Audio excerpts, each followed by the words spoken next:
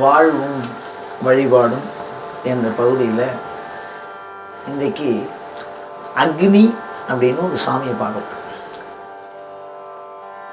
கினம் அப்படிங்கிறது அழிக்கிறது, பிடிக்கிறது. அனைத்து பாவங்களையும் அழித்து விடுவதனால் அக்னி அப்படின்னு அவனுக்கு பேர் அப்படின்னு சொல்கிறா சாஸ்திரத்தில். ஒன்று ஒவ்வொரு நோக்கில் அக்னிக்கு ஒவ்வொரு சமயமும் வெவ்வேறு விதமான விளக்கங்களை தருகிறது. அதில் ஆகமங்கள் 9 விதமான அக்னியை வழிபடுகிறது. இந்த கோயிலில் கும்பாபிஷேகம்லாம் பண்ண போனால் ஒரு குண்டம் மாதிரி ஒரு குழியில், குண்டம்னா குழின்னு அர்த்தம், குண்டம்னாலே குழின்னு அர்த்தம். அதில் 4 பக்கம் மேடை கட்டி அதில் நெருப்பை வைத்து அதில் வழிபடுறது தான் நம்ம பார்க்கணும். அது மேலோட்டமாக பார்க்கும்போது ஏதோ நெருப்பை அதில் ஏற்றுறாங்க அப்படின்னு தான் நம்ம நினச்சினோம். அதில் பார்த்திங்கன்னா ஒரு குண்டம் இருக்கும். சில இடங்களில் பார்த்திங்கன்னா நடுப்புற ஒரு வேரின்னு மேடை. அந்த மேடையை சுற்றி 5 குண்டங்களை போட்டிருப்பாங்க. கிழக்கு, மேற்கு, வடக்கு, ஈசானத்தில் ஒரு குண்டம் போட்டுருப்பாங்க. சில யாகசாலையில் அந்த வேதியை சுற்றி 9 குண்டங்களை போட்டிருப்பாங்க. சில யாகசாலையில் கிட்டத்தட்ட 33 குண்டம் அப்படின்னு சொல்கிறாங்க. 33 வேள்வி ஹோமகுண்டம் அமைத்து வேள்விகளை செய்திருக்கிறார். இந்த வேள்வியை நாம் அடிக்கடி பார்க்கணும். அதில் இருக்கக்கூடிய அக்னி இருக்கோல்லையோ, நெருப்பு இருக்கோல்லையோ, அந்த நெருப்புக்கும் ஆற்றுல சமையல் பண்ணுற நெருப்புக்கும் ஏகப்பட்ட வித்தியாசம். 2 நெருப்பு தான். அப்படிதான் நம்ம ஆற்றுல கேஸ் பற்ற வைக்கிறோம். இந்த நெருப்பு அந்த நெருப்பு இல்லை. இந்த ஆற்றுல கேஸ் பண்ணுற நெருப்பு இருக்கோல்லையோ, அதுக்கு பேர் பூதாக்னின்னு. இந்த பூதாக்னி என்ன பண்ணோம் அப்படின்னா எரிக்கும், சுடும், அவ்வளோதான் செய்யும். அழிக்கும், தன் தன்மையை அடுத்த பொருளை ஏற்றும். அதை வச்சு தான் நம்ம சமையல்லாம் பண்ணிடுறோம். ஆனால் இந்த கோயில்களில் இந்த மாதிரி வேள்வியில் வழிபடக்கூடாது. தகதி விதி ஹுதம்னு சொல்லுவோம். காளிதாசன் சொல்கிறது ரொம்ப அழகாக சொல்லுவோம். தகதி எரிக்கிறது, விதி முறைப்படி. இந்த விதினா வேதத்தையும் குறிக்கும், விதினா பிரம்மாவையும் குறிக்கும், விதினா ஆகமத்தையும் குறிக்கும். இறைவன் சொல்லிய வழியிலே முறையாக எரிக்கப்படுகிற நெருப்பு அக்னி அப்படின்னு அர்த்தம். அப்போ அந்த விதி வழி நெருக்கும். தகதி விதிஹுதம் அப்படின்னு சொல்கிறது தான் ஹோமம்னு சொல்கிறேன். அந்த அக்னியில் வழிபாடு பண்ணுறதுனால என்ன சிறப்பு அப்படின்னா, அந்த அக்னி தேவனை எவ்வாறு வழிபாடு செய்கிறோம், நேரடியாக அக்னிகிட்ட கொடுக்குறோம். மற்ற சாமிகள்லாம் சிலை வைக்கிறோம். என்ன சிலை? இப்போ விநாயகர் சிலை வைக்கிறோம், முருகன் சிலை வச்சு வழிபாடும். அந்த மாதிரி அக்னி நெருப்பு, அந்த நெருப்புலேயே கொடுத்துரும்.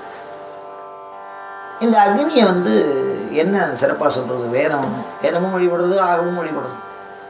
அக்னியும் தூதம் நினைவகனா ஒரு பொருளை இப்போ நம்ம தபால் வழியாக கொடுத்து அனுப்புகிறோமோ இல்லையோ, ஒரு ஊடகம் ஒரு பொருளை ஒரு இடத்துலேருந்து இன்னொரு இடத்துக்கு எடுத்துன்னு போய் கொடுக்குறது.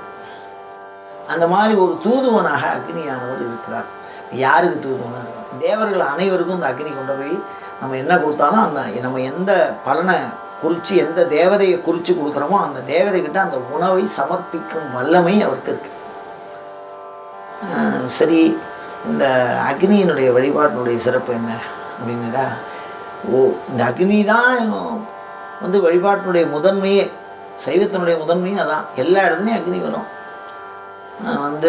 வீட்டில் பார்த்திங்கன்னா விளக்கேற்றி வைப்போம், அதுலேயும் நெருப்பு தான் வரும். ஒரு வீடு கிரகப்பிரவேசம்னா அடுப்பு பற்ற வைப்போம், அதுலேயும் நெருப்பு தான் வரும். ஹோமத்தில் குண்டம் வச்சு வழிபாடு பண்ணுறோம், அதுலேயும் நெருப்பு தான் வரும். ஆனால் இந்த அக்னிக்கு என்னென்னா சைத்தன்யம் உண்டு. சைத்தன்யம்னா என்னென்னா அறிவு உண்டுங்கிறா இந்த ஹோமத்தில் வளர்க்கக்கூடிய அக்னிக்கு. அது நம்ம சொல்கிறத காதால் கேட்கும், நம்ம என்ன கேட்குறோங்கிறத புரிஞ்சுக்கும். அது பேசியிருக்கு ஒரு காலத்தில் ஒரு ஆரத்தோடு. குருர் அக்னிர் த்விஜாதீனா வாக்கியம் இருக்குது. அக்னி உபதேசம் பண்ணினதாலாம் இருக்கு. அவர் உபதேசம் பண்ணியிருக்கார், மந்திரோபதேசம் பண்ணியிருக்கார் சுவாமிக்கு. இந்த சாமியை கும்பிடு, இந்த தேவதையை கும்பிடு, இந்த வழியாக போகணும். அக்னி மிகச்சிறந்த குரு, தந்தையை போன்றவன் அப்படின்னு சொல்லியிருக்க அக்னியை. இந்த அக்னியை ஏதாவது ஒரு விஷயத்தில் அதாவது 4 வித வர்ணத்தாரும் இந்த நெருப்போடு தொடர்பு கொள்வார். அப்படி ஒரு சிறப்பு இந்த அக்னிக்கு உண்டு. அதில் இந்த அக்னி எதை தருவான் அப்படின்னு சொன்னால், நாம் எதை விரும்புகிறோமோ அதை பெற்றுத்தர முயல்வோம். அதுதான் அக்னியினுடைய சிறப்பு. எந்த ஒன்றாக வேண்டுமானாலும் இருந்து விட்டு போகும். ஒவ்வொருத்தருக்கும் தேவை 1000 இருக்கு, ஒவ்வொருத்தருக்கு ஆசை 1000 இருக்கு. அந்த ஆசையை நிறைவேற்றி தரக்கூடிய வல்லமை இந்த அக்னி பகவானுக்கு இருக்கு. அவன் இப்போ அதுக்கு என்ன வழிபாட்டு முறை என்னன்னா, ஆலயத்துக்கு போனால் எங்கேயாவது ஒரு வேள்வி நடந்ததுன்னா அந்த வேள்விக்கு நெய் வாங்கி கொடுக்கறது, ஹவிஸ்ன்னு ஒரு சாதம் வைப்பா சுவாமி, அந்த ஹவிஸுக்கு அரிசி வாங்கி கொடுக்கறது, அந்த வேள்விகளில் ஒரு குறிப்பிட்ட சமித்துகளை பரிந்துரை பண்ணியிருக்காங்க, அந்த சமித்துகளை வாங்கி கொடுக்கறது, இதெல்லாம் நாம் நினைத்த காமியார்த்தம்னு காமிய பலனை நமக்கு பெற்றுத்தர வல்லது.